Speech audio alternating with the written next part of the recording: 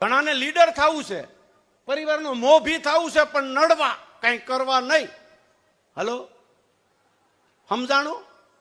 એમ મોભી ન થવાય. મોભી આખા ઘરનું ઝાઝામાં ઝાઝું સહન કરે, ઈ ઘરનો મોભી કહેવાય.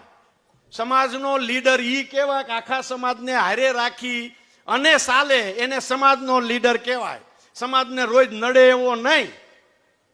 ભગવાન પણ જોવે છે. સમાજનો લીડર થવું તો હાઈએસ્ટ સહન કરવાનું, ઘરનો લીડર થવું હાઈએસ્ટ જતું કરવાનું, સહન કરવાનું, બધાને સાથે રાખવાના, બધાને સપોર્ટ આપવાનો, બીજાને યશ આપવાનો. આ જેનામાં ગુણ હોય એ ઘરનો લીડર થાય, સમાજનો લીડર થાય. અને આ બધું જે કરે ને એને ભગવાનનો ખરેખર પ્રિય પાત્ર બને.